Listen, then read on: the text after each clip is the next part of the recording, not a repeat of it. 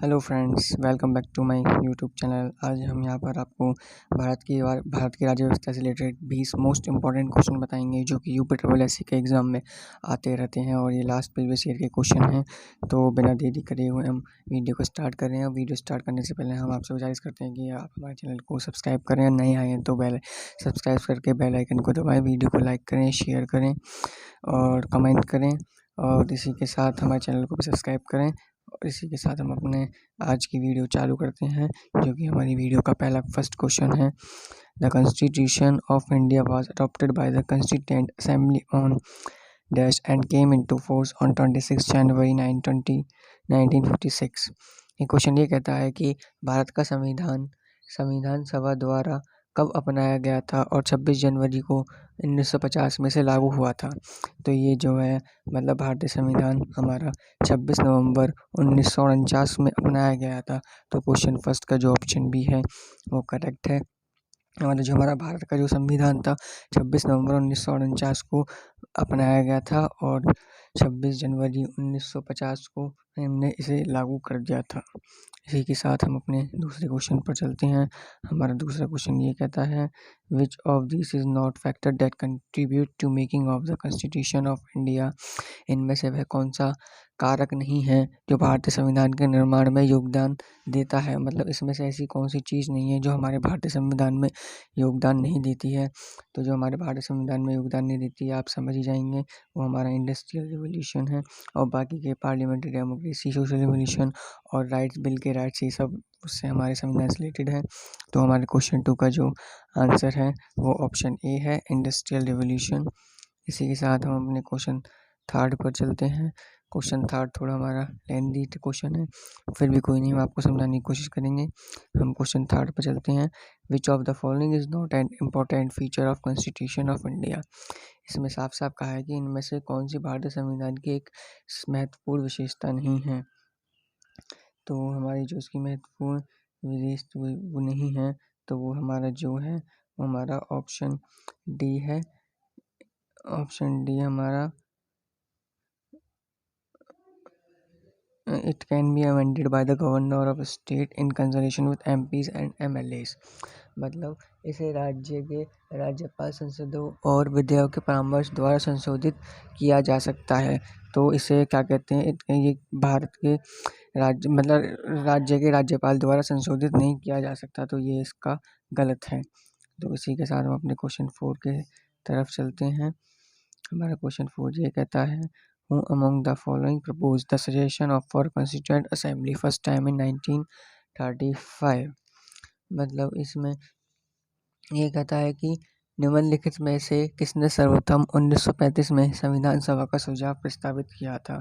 तो संविधान सभा का सुझाव प्रस्तावित किया था वो हमारे एम.एन. रॉय जी ने किया था, जो कि हमारा आपको ऑप्शन डी में दिख रहा है। तो हमारा क्वेश्चन 4 का ऑप्शन डी करेक्ट है। तो इसी के साथ हम आगे चलते हैं। हमारा नेक्स्ट क्वेश्चन है, Indian constitution is made up of how many word. मतलब हमारा भारत का संविधान जो है वो कितने शब्दों में लिखा गया है। तो हमारा भारत का जो संविधान है वो 1,45,000 शब्दों में लिखा गया है, जो कि हमारा ऑप्शन डी करेक्ट है। आपको थोड़ा दिख नहीं रहा तो हम अभी आपको पूरा क्वेश्चन भी दिखाते हैं। ये देखिए, Indian constitution is made up of how many word. तो हमारा जो है वो 1,45,000 वर्डों में लिखा गया है। तो क्वेश्चन 5 का जो है ऑप्शन डी बिल्कुल करेक्ट है।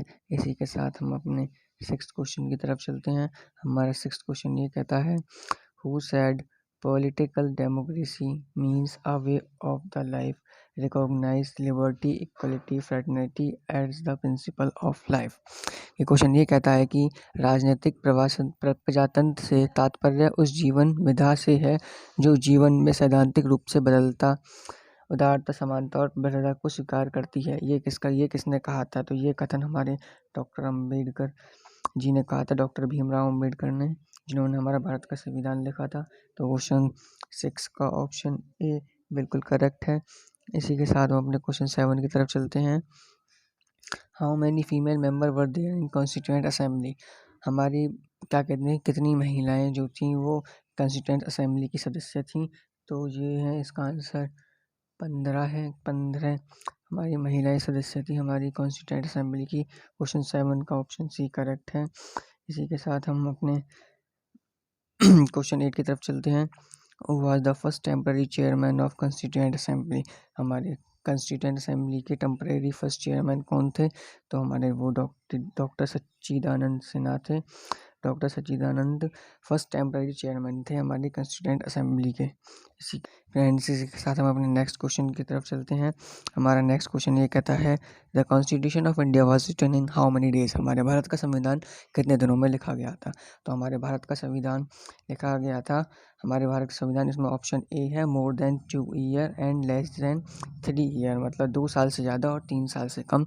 और जो इसका एग्जैक्ट आंसर है वो इसका एग्जैक्ट आंसर ये है 2 ईयर 11 मंथ 18 दिन, मतलब 2 साल 11 महीने 18 दिन में हमारा भारत का संविधान पूरा लिखा गया था। हम आपको इसका पूरा वो क्या बता देते हैं कि कितने उसमें लिखा गया था। तो इसका जो ये पूरा जो एग्जैक्ट है वो इसका 2 ईयर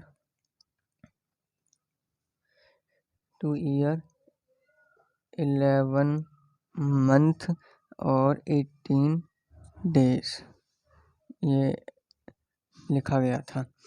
तो इसमें जो ऑप्शन अवेलेबल है वो ये है more than 2 year and less than 3 year. तो ये बिल्कुल करेक्ट है, मतलब 2 साल से ज़्यादा है और 3 साल से कम है। तो जो हमारी एग्जैक्ट है वो ये है 2 ईयर 11 मंथ 18 डेज।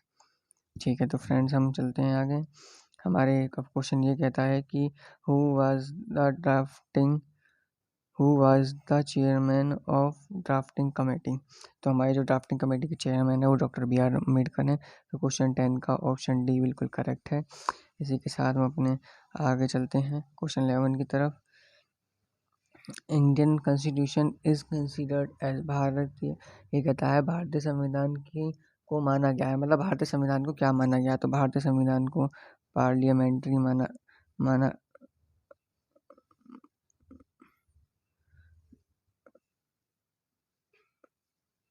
हमारा क्वेश्चन ये है, हम रिपीट करते हैं दोबारा से। Indian constitution is considered as, मतलब ये कहता है कि भारतीय कॉन्स्टिट्यूशन को माना क्या गया है? तो भारतीय कॉन्स्टिट्यूशन को पार्लियामेंट्री माना गया, मतलब संसदीय। जो हमारा क्वेश्चन 11 है उसका ऑप्शन सी करेक्ट है। इसी के साथ हम अपने नेक्स्ट क्वेश्चन तरफ बढ़ते हैं।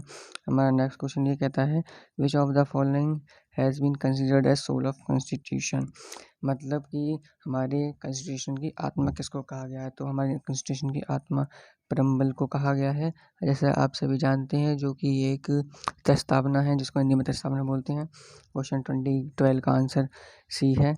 इसी के साथ हम अपने क्वेश्चन 13 की तरफ चलते हैं। The reorganisation of state on the basis of language was done in which year, मतलब ये क्वेश्चन ये कहता है कि भाषा के आधार पर राज्यों का पुनर्गठन किस वर्ष किया गया था? तो भाषा के उस पर 1956 में राज्य का पुनर्गठन किया गया था। क्वेश्चन 13 का ऑप्शन डी करेक्ट है। इसी के साथ हम अपने नेक्स्ट क्वेश्चन 14 पर चलते हैं। हमारा क्वेश्चन 14 ये कहता है the 73 amendment act 1992 added a new part 9 Constitution of India title covering provision from Article 243O, मतलब ये क्वेश्चन ये कहता है कि 72वें संविधान संशोधन 1992 के द्वारा भारतीय संविधान में शीर्षक से एक परिच्छेद 9 जोड़ा गया जो अनुच्छेद 243 से लेकर 243O की प्रस्तावना को कवर करता है। तो वो क्या जोड़ा गया था? तो हमारा पंचायत जोड़ा गया था, द पंचायत, मतलब 73 अमेंड एक्ट में 1992 में 243 आर्टिकल से लेकर 243O आर्टिकल एक पंचायत नाम का क्रीड़ा जोड़ा गया था, जो कि हमारे क्वेश्चन 14 का ऑप्शन सी करेक्ट है।